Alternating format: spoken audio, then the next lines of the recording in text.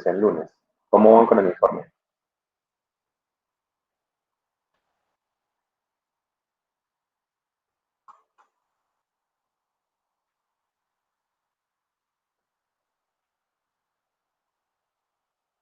Profe, pues bien.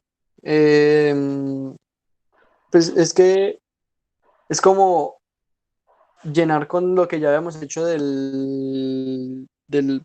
el formulario, bueno, esas hojas que usted nos había mandado y Sí. ya anexarle todos los otros cálculos que nosotros habíamos hecho previamente, pero pues meterlos ya en el informe. Entonces, pues está bastante trabajable.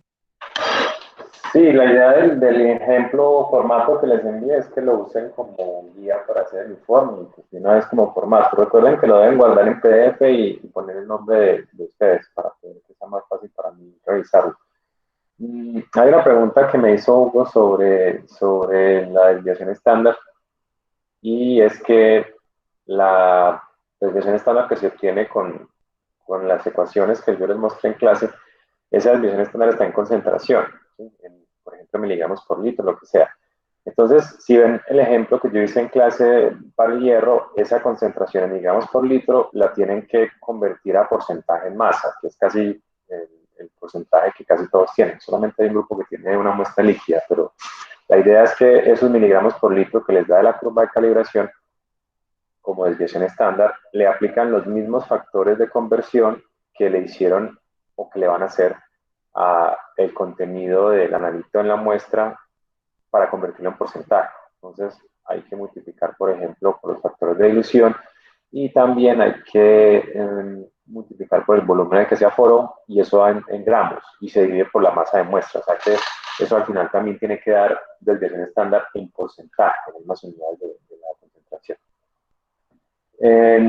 Recuerden que el ejercicio 7 del examen deben entregarlo de aquí al jueves o viernes, no recuerdo cuándo, para que es para lo que se constituiría en la última tarea. Bien, entonces vamos a comenzar con esto. Habíamos quedado por acá. La idea de la clase anterior era que la transformada de Fourier lo que hace es convertir el interferograma en el espectro, ¿no? Y vimos la instrumentación necesaria para que eso suceda. Recuerda que el espejo divisor del haz era o tenía la función de tomar el haz que proviene de la fuente y dividirlo en dos. Uno que se refleja y el otro que lo atraviesa. Entonces, el material que se debe fabricar debe permitir ese comportamiento. Dependiendo de la zona del espectro en el que se encuentran, las películas o esos divisores de las se fabrican de diferentes materiales. Por ejemplo, el infrarrojo lejano es una película Millar que está pues entre dos placas con una interrupción bajo para que no haya una desviación grande de las.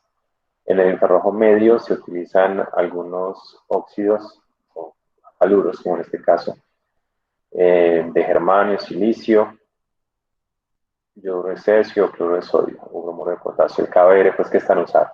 Y en el infrarrojo cercano se utilizan esos óxidos de hierro 3. Básicamente, el objetivo, recuerden, es producir una película de un material que refleje la mitad de la radiación y deje pasar el resto. Eso pues era una de las partes importantes del equipo.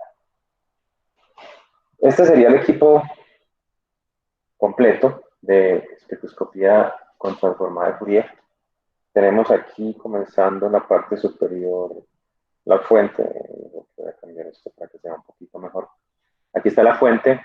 La fuente va pues al lente colimador y aquí llegan al interferómetro, que es lo que hay acá, ¿no? Aquí está el divisor de las, los espejos, el espejo fijo que hay acá y el espejo móvil.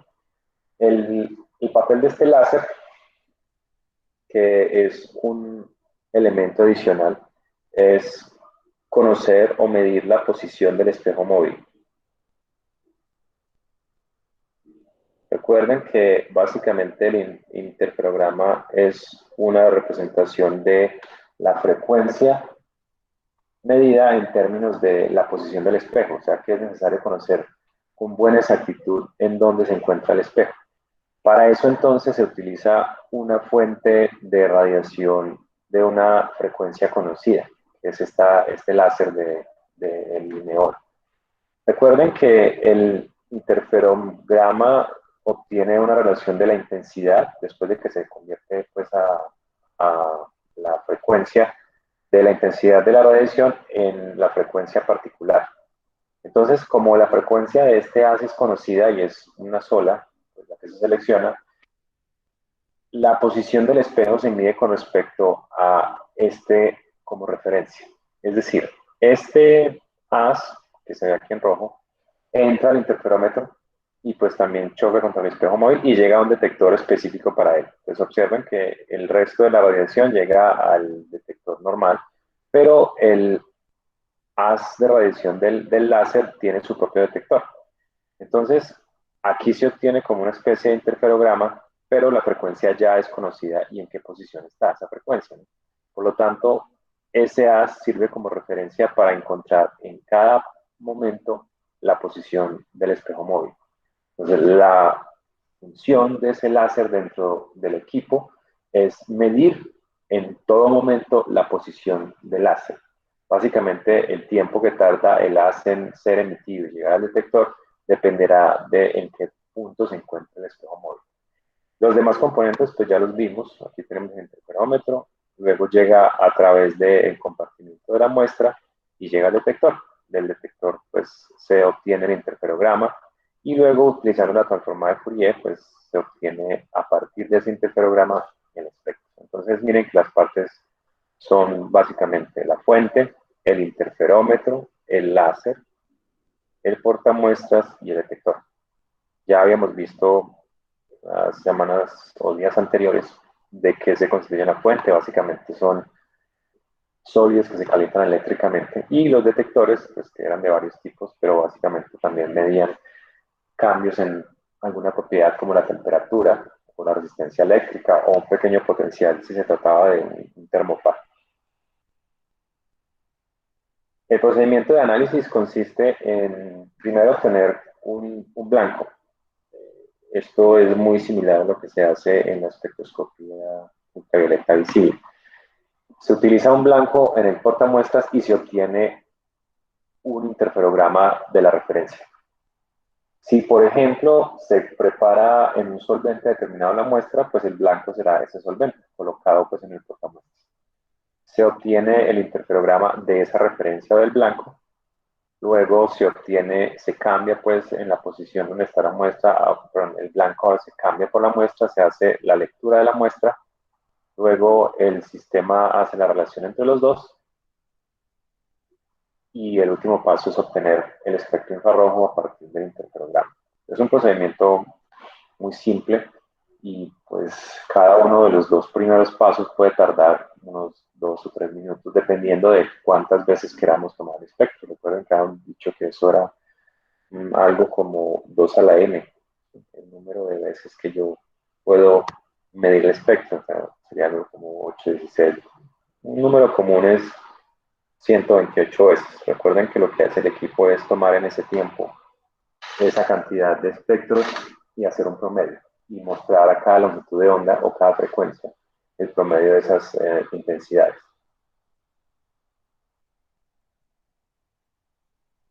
La transformada de Fourier entonces presenta estas ventajas con respecto a la convencional. Es mucho más reproducible y exacto. Y esta, pues, ya les había mencionado que era una de las más importantes, que era la rapidez.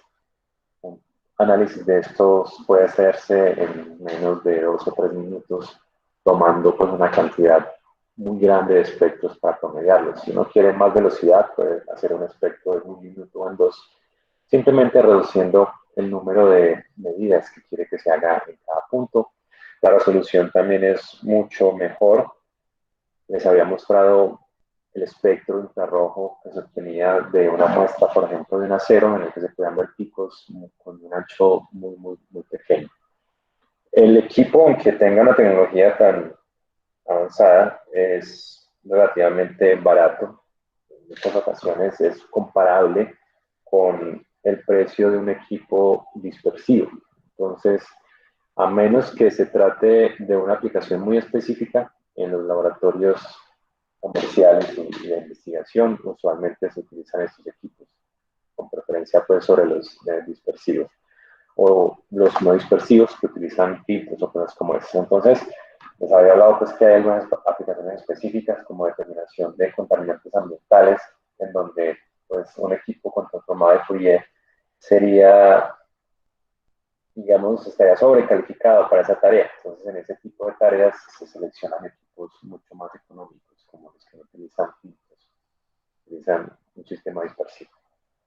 Bien, esta pues es la última parte de la instrumentación. Vimos las fuentes, los detectores, las diferentes configuraciones de los equipos, los dispersivos y los no dispersivos y los de transformar de Fourier. Vamos ahora a abordar las aplicaciones de estos equipos. Creo que es este.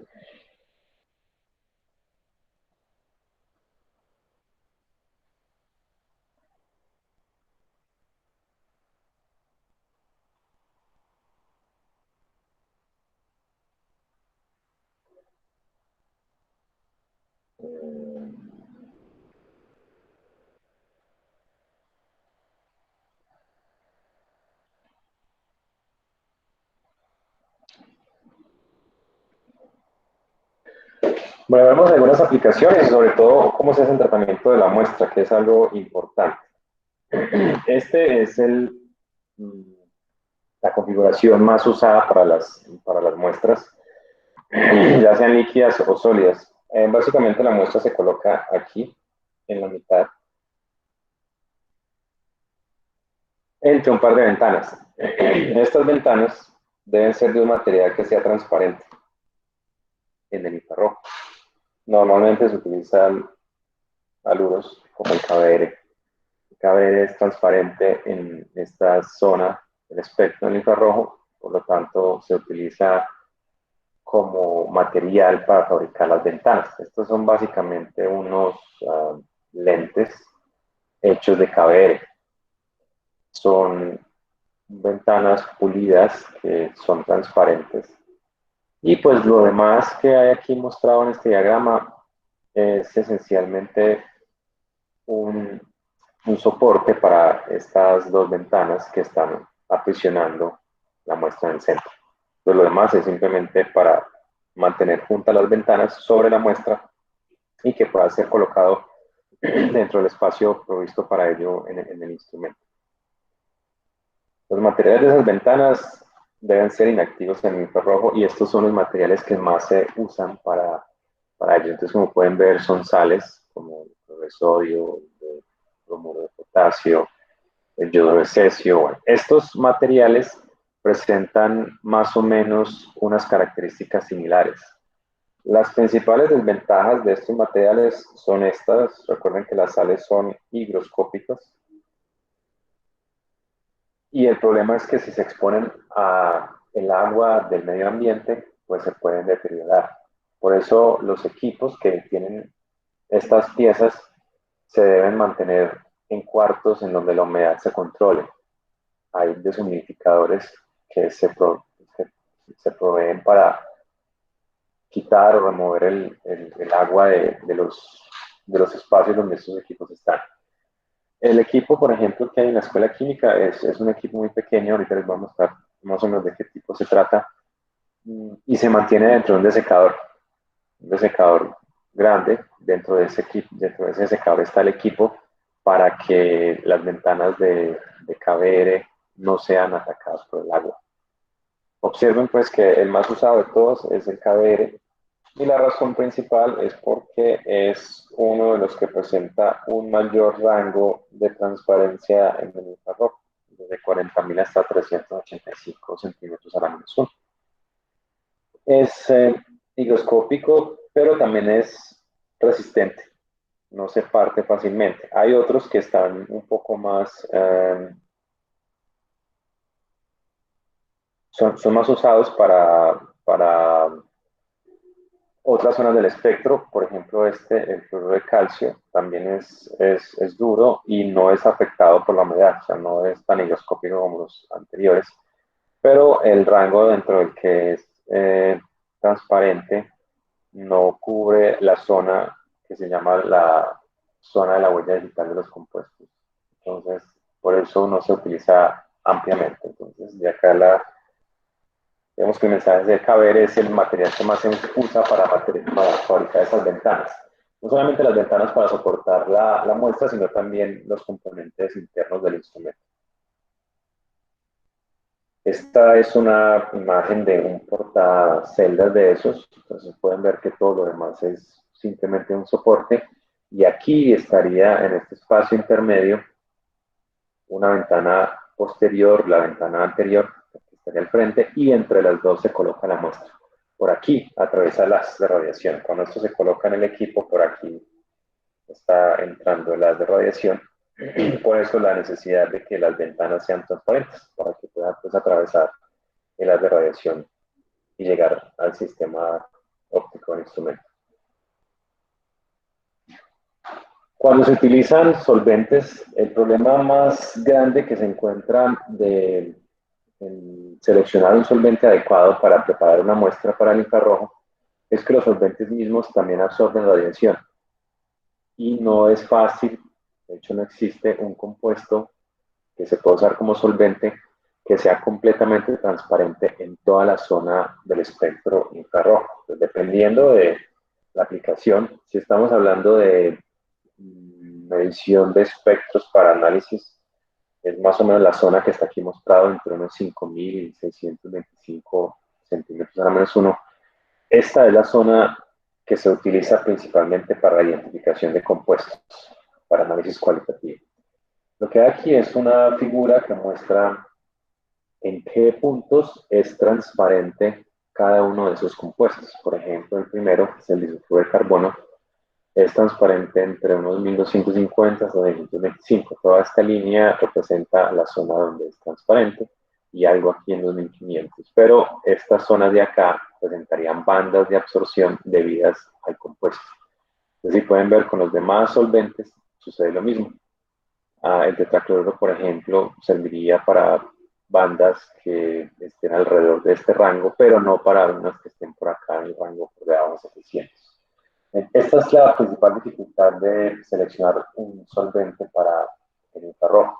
Los solventes también absorben, entonces normalmente no es muy común que una muestra se prepare, se disuelva en un solvente y se coloque en una cubeta para líquidos.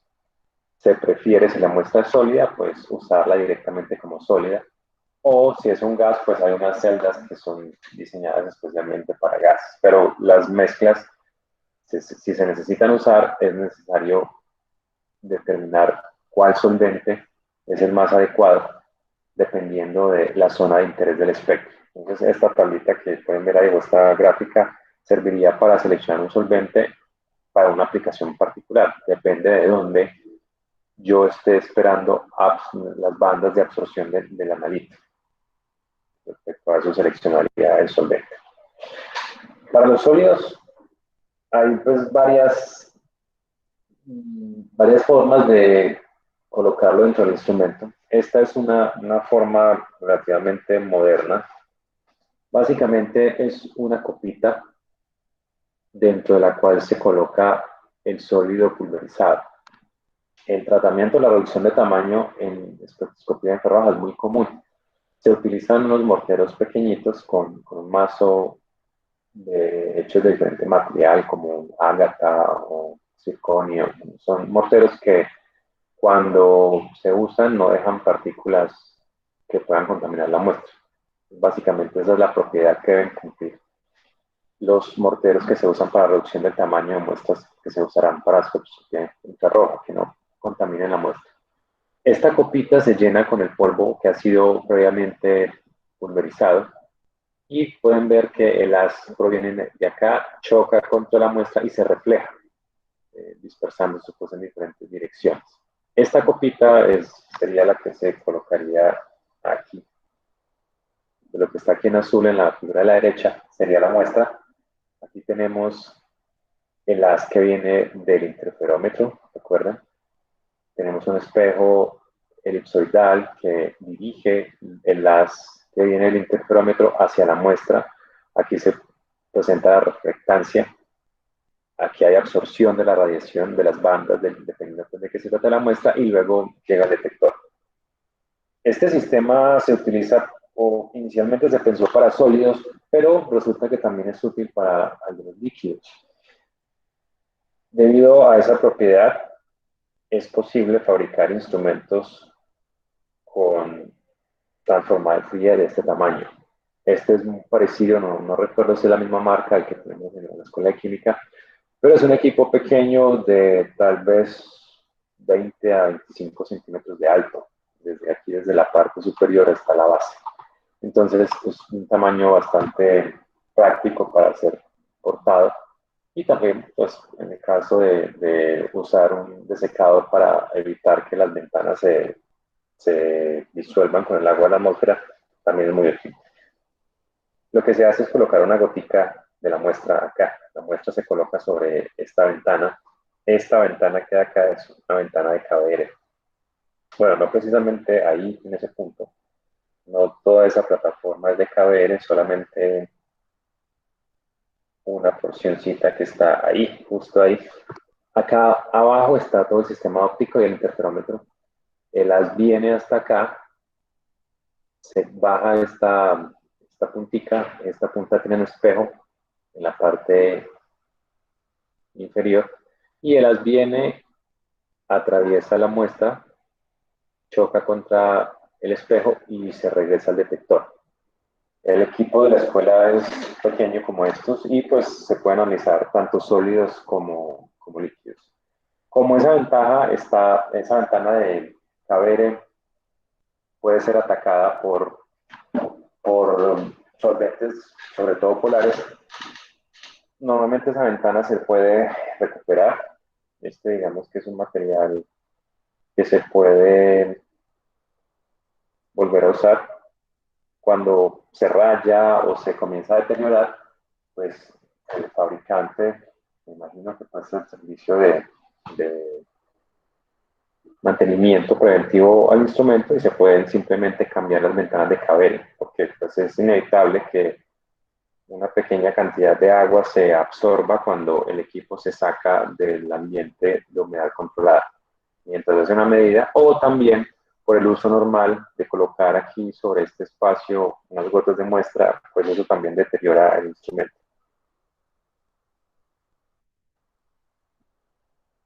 Esta es una celda para gases.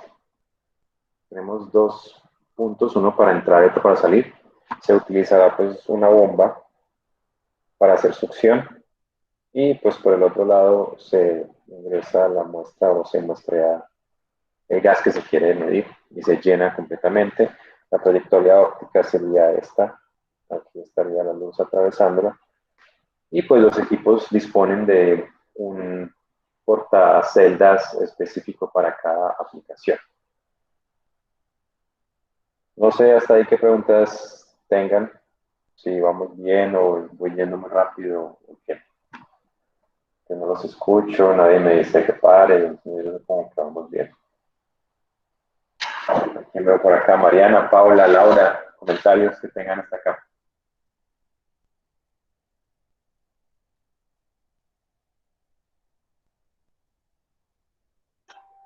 Vamos bien, dice Laura, bueno, vamos, yo la creo. Bueno, aquí está descrito uno de los procedimientos más usados, aunque ahora ya entro en desuso, sobre todo con esos instrumentos que les mostré que necesitan solamente unos granitos de muestra sobre un punto particular. Pero esta técnica era conocida como el pastillaje y consiste en eso, en obtener una pastilla. Entonces, en la primera etapa lo que se hace es colocar la muestra y mezclarla con KBR, que es pues una sal, un polvo. Se mezcla con este morterito. El mortero, como les dije, es liso para que no haya contaminación. Un mortero de porcelana podría aportar algo de esos silicatos a la muestra, entonces eso no es bueno. Se muele con la muestra usualmente entre un 0.5 y un 2% de muestra. O sea, casi todo es KBL. Recuerden que el KBL es transparente. Se mezcla, luego se coloca en un, a ver, ¿cómo se llama? Yo puedo dibujar eso. Hay diferentes diseños, pero básicamente el más usado es un anillo que en su centro tiene un espacio. Aquí se coloca el polvo y luego se coloca dentro de un par de mm, como tapones. Estos tapones tienen unos cilindros que ingresan en el punto donde se coloca la muestra. Y luego, por presión, lo que se hace es formar una pastilla. Básicamente, el polvo se somete a una alta presión mecánica y eso hace que se forme una pastilla. Esta es la prensa, puede ser manual o automática como esa, y esta sería la pastilla. Esta es la pastilla de Cabero que contiene la muestra.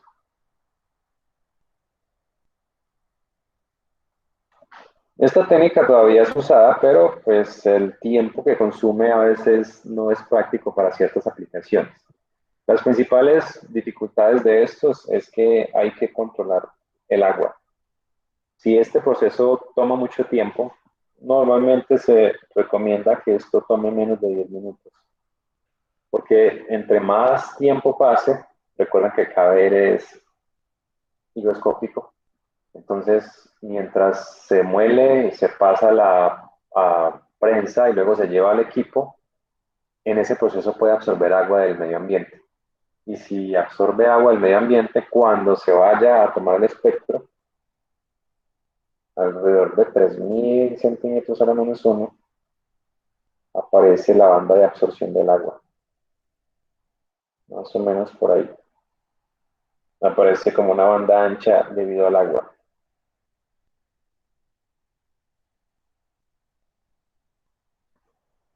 Por eso este proceso tiene que hacerse muy rápido. Y el KBR pues debe estar seco. Los laboratorios que utilizan KBR usualmente mantienen en una estufa de secado el KBR allí por varios días y luego pues se transfiere al desecador. Pero la idea es que el agua debe estar en la menor cantidad posible para evitar la interferencia que se puede presentar. La otra forma pues sería colocar como blanco una pastilla hecha en las mismas condiciones, pero que no contenga la muestra. Con eso se usaría como para tratar de corregir la influencia del agua, pero pues es en ocasiones difícil reproducir la misma cantidad de agua en la pastilla con muestra que en la pastilla sin muestra. Uno pues trataría de demorarse el mismo tiempo preparándola, pero la cantidad de agua puede variar. Por eso pues esta técnica no es tan reproducible.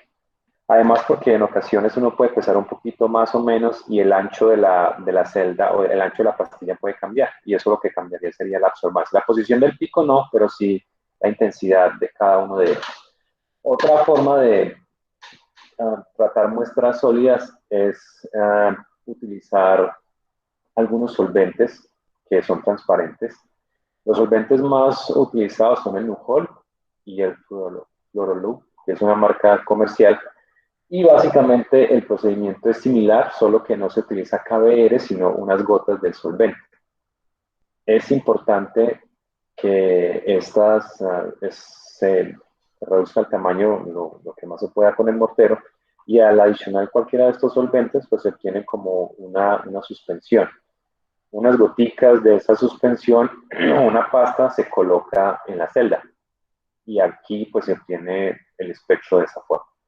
Si no hay un solvente o si, por ejemplo, no es práctico hacerlo, la pastilla con KBR, se utilizan suspensiones, utilizando cualquiera de esos dos solventes. En la selección pues, de esos solventes es porque estos solventes son eh, sustancias que no absorben el infrarrojo.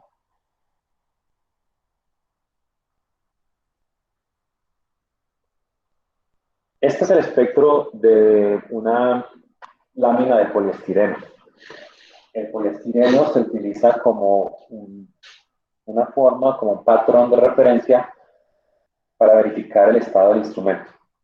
Una laminita de poliestireno es incluida por casi todos los fabricantes con el instrumento. Entonces, la idea es que esa laminita se coloca y se le toma el espectro.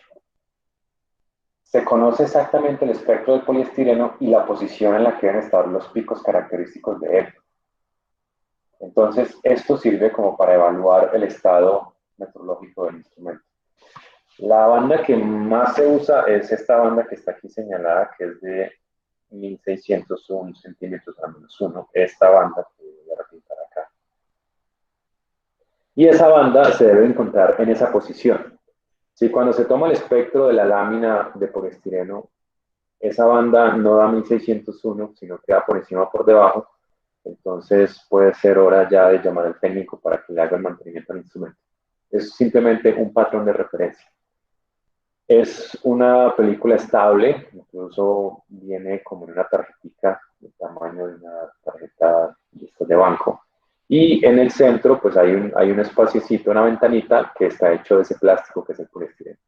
O sea, es una laminita que se coloca fácilmente para tomar el espectro y evaluar el estado del instrumento. Es simplemente como un chequeo rutinario. Se hacen pues digamos, unas lecturas cada periodo de tiempo para determinar si el equipo está funcionando bien o no. Porque recuerden que un corrimiento pues, podría dar lugar a análisis cuantitativos un poco más complejos. Bueno, el análisis o las aplicaciones más importantes del infrarrojo que tal vez ustedes conocen es la identificación de compuestos, de análisis cualitativo. El proceso es un proceso digamos que requiere experiencia en cuanto a la posición de dónde se encuentran las bandas de absorción de los picos, pero en general el proceso es el mismo. Lo primero que se hace cuando se mira un espectro como este que hay acá abajo es identificar qué grupos funcionales están presentes. Eso se hace en esta zona punteada hacia la izquierda. Toda esta zona de acá es la zona de donde se encuentran grupos funcionales. Por ejemplo, aquí en el espectro que hay mostrado, están las bandas de tensión, el carbono hidrógeno, para el compuesto particular, que es, sería el isopentano. No, el 2-metilbutano. Entonces aquí tenemos las bandas de tensión y las bandas de flexión del CH. Eso es lo primero que se hace. Se viene a la zona izquierda, después como de 1200 hacia allá, y se determinan qué grupos funcionales podrían estar presentes. Recuerden que hay tablas que nos permitirían hacer eso. Luego, en la zona que se conoce como la huella dactilar o la huella digital, está entre unos 1200 y 600 centímetros a la menos 1. Ahí se van a encontrar características específicas del compuesto de interés o el compuesto que se está analizando. Entonces, la diferencia principal está en que muchos compuestos pueden presentar bandas similares aquí en la zona de los grupos funcionales, porque pues contienen esos grupos funcionales. Pero ciertas sustituciones o ciertas configuraciones del compuesto en particular le darán algunas bandas en esta zona. Entonces, finalmente, la zona de la huella dactilar es la que me permite o la que genera o proporciona más información a la hora de identificar el compuesto. Aquí hay algunas bandas, ya les había mostrado otra tablita, y o la forma de utilizar una tabla como estas es que no solamente dice qué tipo de enlace es el que presenta una banda en la zona, está, por ejemplo, si hay bandas o frecuencias entre 2850 y 2970, es porque se encuentran enlaces CH de los alcanos. Y además nos dice la tabla si el pico de absorción es alto o es bajo, o sea, si la intensidad de ese pico es fuerte o es bajo o es medio. Por aquí está, por ejemplo, para el OH, les hablaba que el OH producido o generado, la banda de absorción generada por el agua, está más o menos alrededor de 3000 y es una banda a veces ancha. Entonces, esto pues es simplemente una guía. Recuerden que es posible hacer una identificación solo con el espectro, sin embargo, pues la mayor parte del análisis cualitativo no solamente se fundamenta en el espectro infrarrojo, sino en alguna otra propiedad física de la sustancia, punto de fusión o punto de ebullición o índice de refracción. También se pueden encontrar tablas como esta, Esta tabla parece que ha sido hecha a mano. En el texto también se encuentra de esta forma. Es una de las dos páginas que saqué del capítulo del Scoop. Lo que muestra es la zona donde se genera el espectro entre 4000 y 400, que es la zona que se usa. Y aquí con estas líneas permite simplemente establecer qué tipos de interacciones se encontrarían. Si hay, por ejemplo, un alqueno, si hay un aromático, un este, etc. Es una representación gráfica de lo que hay en la tabla anterior.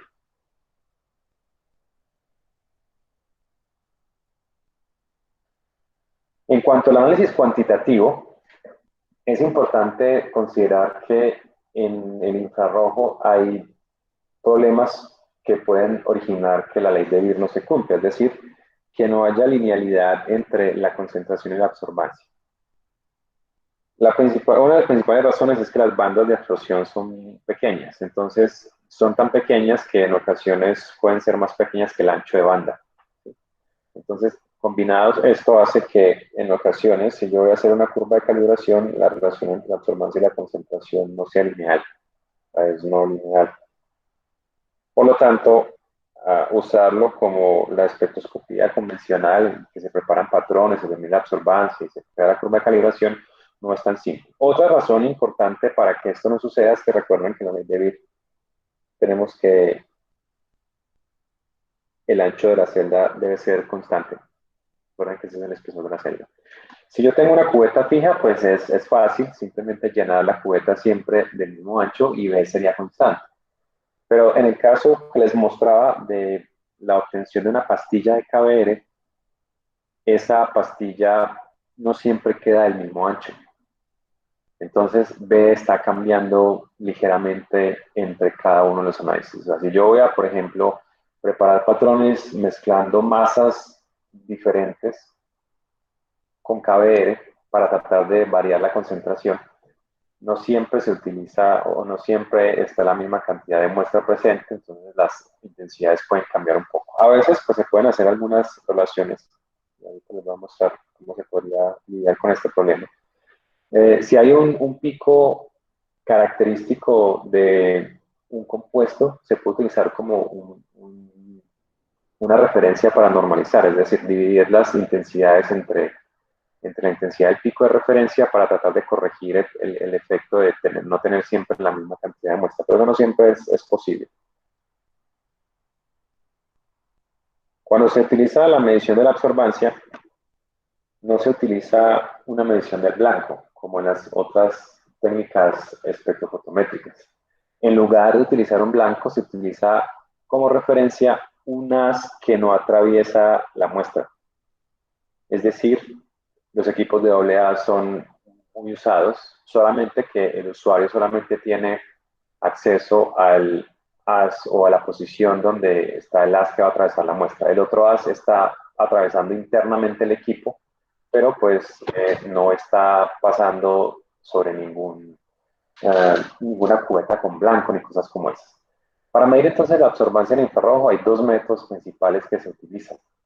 Y pues la necesidad de esos métodos está precisamente en que la relación no es lineal entre la absorbancia y la concentración. El primer método se conoce como el método de la cubeta adentro, cubeta afuera, ya les voy a describir, y el segundo, el método de la línea base.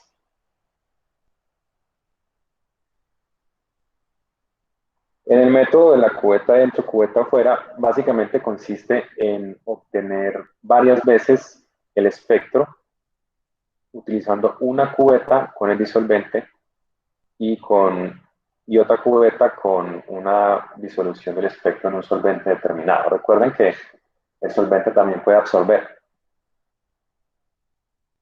El haz de referencia, recuerden que es un haz que atraviesa por otro punto sin obstáculos a través del instrumento. La transmitancia se calcula como una transmitancia relativa. Esa transmitancia relativa es la transmitancia de referencia o T sub 0, que es la potencia del haz que incide sobre la cubeta con solamente el disolvente y el haz de referencia. Ahora se determina lo mismo la transmitancia con respecto para la muestra, que sería la potencia del haz que llega al detector sobre la potencia de haz de referencia. Entonces observen que en ambos casos se está dividiendo por la potencia de haz de referencia. Y luego, básicamente, lo que se hace es determinar una relación entre esas dos. ¿Sí?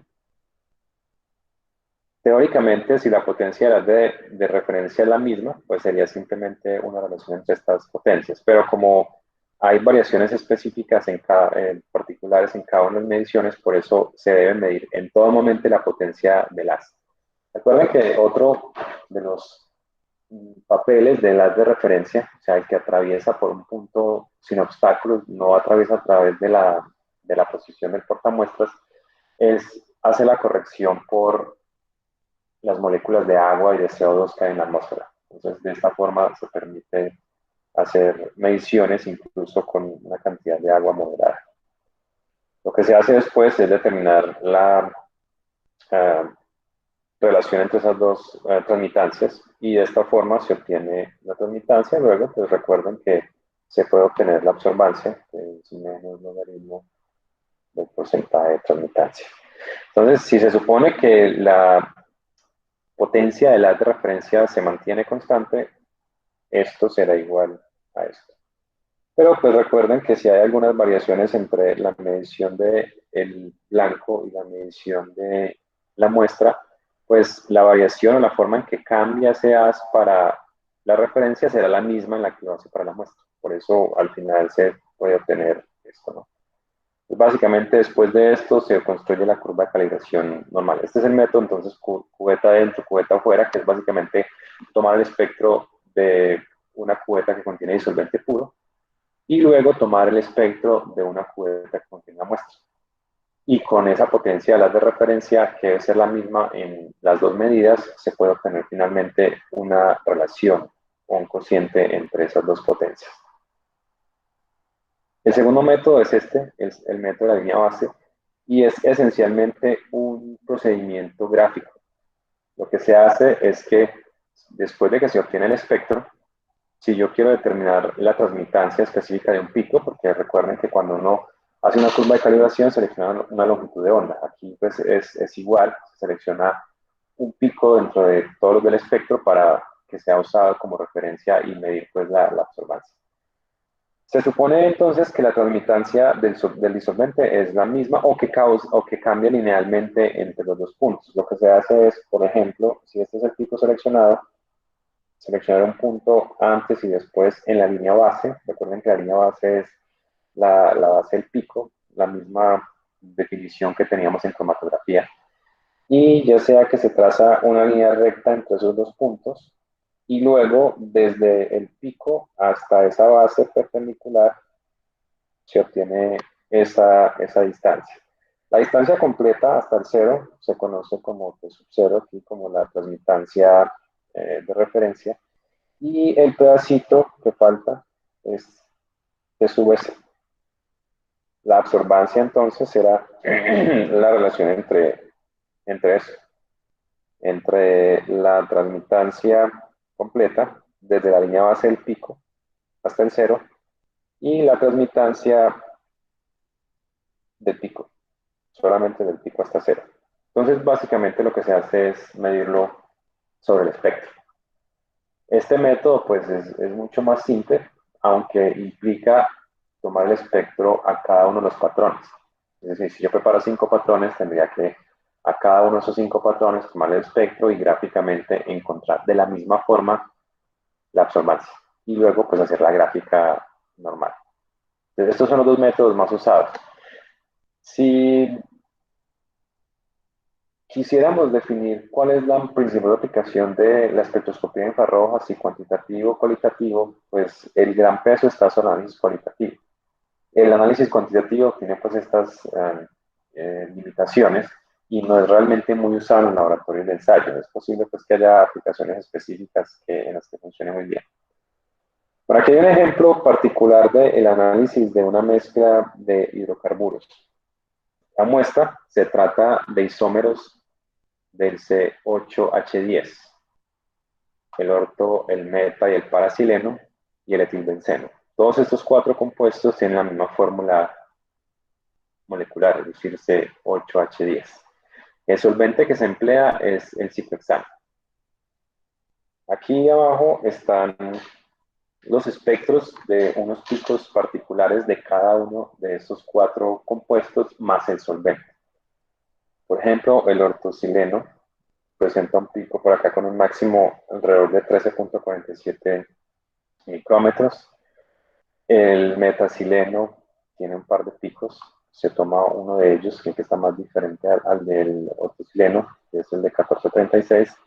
El paracileno presenta un pico por acá en 12.58 micrómetros y el etilbenceno presenta una banda bien ancha y se toma como este de acá como el máximo, aunque este tenga una intensidad mayor. La razón está en que este pico sería pues muy cercano al de este. Desde cada uno de los 4 compuestos se selecciona una longitud de onda del máximo. Y se tiene en cuenta pues que el solvente puede absorber también. Observen que en cada una de esas longitudes de onda el solvente también absorbe levemente. Si yo quiero cuantificar en una mezcla que tenga esos 4 compuestos en ciclohexano, lo primero que debo hacer es tomar el espectro y obtener algo como esto. Pues observen que están los espectros individuales de cada uno. Luego, pues si voy a usar, por ejemplo, el método gráfico, lo que haría sería tomar un punto, por ejemplo, acá y otro acá, trazar una línea entre ellos, luego medir hasta acá, bueno, recto, no me cambio recto, y medir de acá a acá el T sub 0 y de acá a acá el T sub S, y hacer la relación entre T sub 0 y T sub S para encontrar la absorbancia. El problema básico aquí está en encontrar la concentración en la mezcla de 4 componentes. Entonces, eso implica que debo hacer varias mediciones. Lo que se hace pues para determinar en una aplicación como esta la concentración de cada uno de los componentes es hacer esto. Aquí tengo que se miden las absorbancias a cada una de las longitudes de onda de la muestra, es decir, a los máximos que les mostré ahora, 1347, 1301, 1258 y 1436. Esas absorbancias serían estas de acá, es decir, esto que de acá es conocido, esto se conoce. El propósito del análisis es determinar la concentración de cada uno de esos 4 componentes. Por lo tanto, estas son las incógnitas, las concentraciones. Si observan, el propósito final, si yo quiero calcular cada una de estas 4 concentraciones, necesito 4 ecuaciones.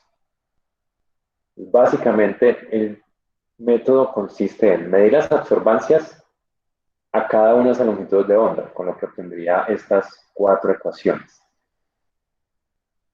Si esas son las únicas incógnitas, es necesario conocer todas las absortividades específicas de las sustancias. Es decir, todas estas epsilon de acá, todo esto debe ser conocido. ¿Es alguna pregunta? ¿Cómo determinaría yo, por ejemplo, cuál es la absortividad específica del compuesto 1 a la absorbancia 1, a la longitud de onda 1? ¿Qué creen que habría que hacer? Quiero que piensen un momento en eso.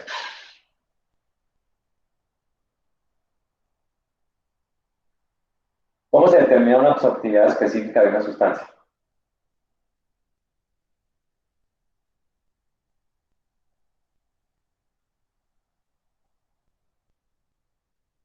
Ninguna idea. Recuerden que esto proviene de la ley de Beer, absorbancia igual a epsilon por B por C.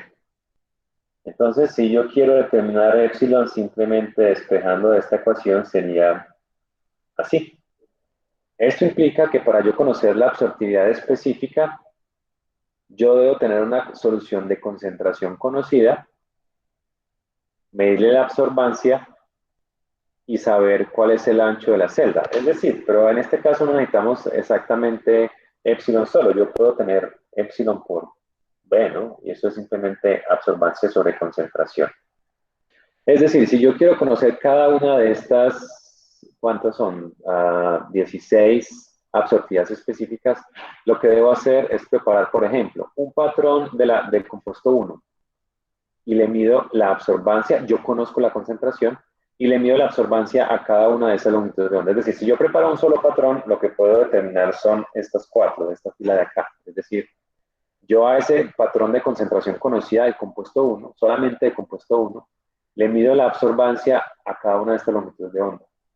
Y si conozco la concentración, al dividir esa absorbancia por la concentración, pues voy a obtener el epsilon 1 a longitud de onda 1 por B. Es decir, todo esto. Para determinar todos estos otros coeficientes, pues sería lo mismo. Prepararía un patrón del compuesto 2 y le mido la absorbancia a cada una de estas longitudes de onda. Y cada una de esas absorbancias la divido por la concentración. Entonces, del segundo patrón, simplemente midiendo las absorbancias a las 4 longitudes de onda, pues voy a conocer esto, esto, esto y esto. Y lo mismo haría para el tercer patrón, o el tercer compuesto. Preparo un patrón de concentración conocida, le mido la absorbancia a lambda 1, 2, 3 y 4, y al dividir cada una de esas absorbancias por la concentración, voy a obtener el producto de E por B, ya que conozco todo esto. Y al final las únicas, si procedo de la misma forma con los otros dos compuestos, las únicas incógnitas van a ser las concentraciones. Después, pues, el método de cálculo implica que debo obtener o resolver el sistema de ecuaciones. O sea que al final tendría 4 ecuaciones y las únicas incógnitas serían las concentraciones, o sea, cuatro incógnitas con 4 ecuaciones. Aquí está pues descrito el procedimiento. Las absortivas específicas de cada componente a cada longitud de onda se pueden obtener a partir de soluciones estándar individuales, midiendo las absorbancias a cada longitud de onda. Lo que les acabo de explicar, yo preparo un patrón de concentración conocida, le mido la absorbancia a una longitud de onda determinada, y si yo divido esa absorbancia a esa longitud de onda por su concentración, me da la absortividad de ese compuesto a esa longitud de onda multiplicado por B. Lo más complejo de esta metodología es tratar de que el ancho de la celda sea el mismo. Por eso, digamos que la técnica del pastillaje no es muy reproducible en ese aspecto. Pero si yo tengo una celda, por ejemplo, de un ancho fijo y utilizo un solvente, como era el caso pues, del ciclohexano que se utiliza como solvente acá, yo puedo simplemente llenar la misma celda con las muestras y con los patrones. O sea que en general, en resumen, tendría que tener 4 absorbancias, es decir, cambiando 4 longitudes de onda, y esto para la muestra. Esta sería el primer grupo de mediciones. Eso me daría la absorbancia 1, absorbancia 2, absorbancia 3 y absorbancia 4, ¿sí? De la muestra, a cada una de las longitudes de onda. La longitud de onda 1, 2, 3 y 4. Eso sería lo primero. Lo segundo es, por ejemplo, preparar un patrón de compuesto 1.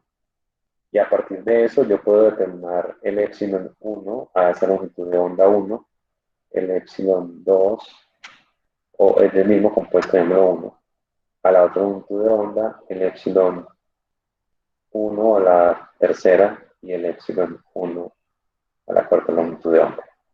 Lo mismo haría para los demás patrones, es decir, yo mediría cada uno de los factores o las observaciones específicas a las 4 longitudes de onda.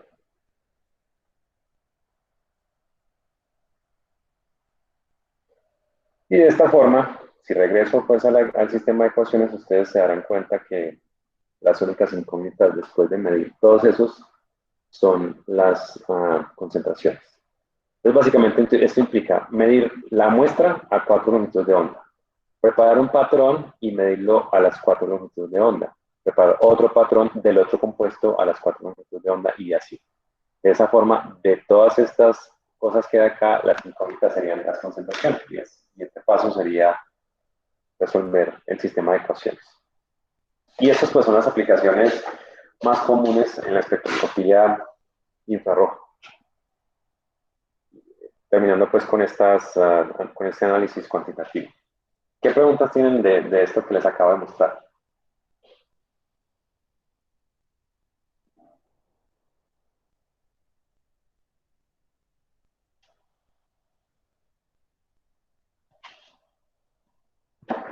Bueno, creo que no tienen preguntas. Hablemos un momento de esto sería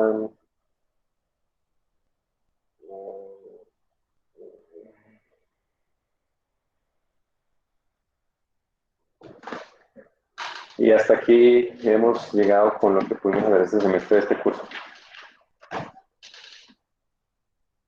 Con esto terminaríamos la parte de la espectroscopía infrarroja y pues, la idea es que el examen sería en la semana de los finales, que hacen 2 semanas. Quiero hacerles una pregunta sobre esto. ¿Ya saben qué exámenes finales tienen en esa semana de finales?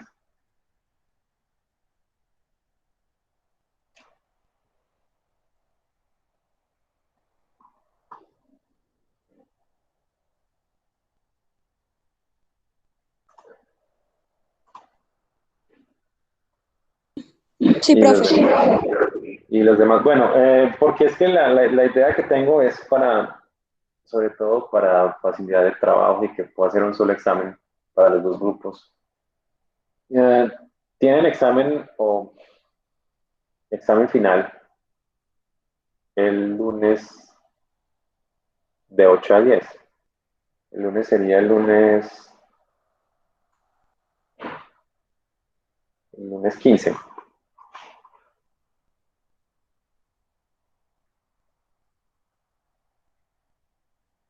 No, yo creo que la forma más sencilla sería, yo voy a crear una encuesta y se las voy a mandar para que por favor la diligencien y ahí van a escribir qué exámenes finales tienen, a qué horas y qué día. Y ya con eso yo podría ver si podemos hacer el examen con todos los dos grupos de una vez. Porque el problema es que esa misma semana hay que tener las notas finales al final de la semana. Es decir, los exámenes son de lunes a viernes y el sábado es la fecha límite para dictar notas. Pues si hago un examen para cada grupo diferente y bueno, la idea es que el examen va a ser un examen que pues si logro que el examen sea unificado, por decirlo de esa forma, es decir, un examen para los dos grupos, el examen todo se contestaría allí en el formulario de Classroom, es decir, no sé, falso y verdadero, selección múltiple y cosas como esas. De lo contrario, pues si me toca hacer 2 exámenes, sería como lo hemos hecho, escribiendo, tomando fotos, subiéndolo, y eso pues tomaría más tiempo, entonces ojalá se pudiera. Entonces yo voy a crear un formulario para que ojalá al final de esta semana, yo creo que ustedes ya sabrían si hay o no, ya si tienen exámenes finales y en qué fechas, para saber qué día sería el examen final. Pero es en 2 semanas, básicamente. ¿Qué más preguntas tienen? Sí, yo ahorita les estaba diciendo, a los que llegaron a las 8, que pues, ayer tuve el otro examen del otro grupo, mañana tengo otro examen. Entonces está un poco ocupado con la calificación. Ya inicié con algunos, pero pues no he llegado. La idea es que en un par de días ya les voy a subir la nota del examen para que ya puedan comenzar a hacer sus cuentas. ¿Qué más preguntas tienen sobre lo que nos queda?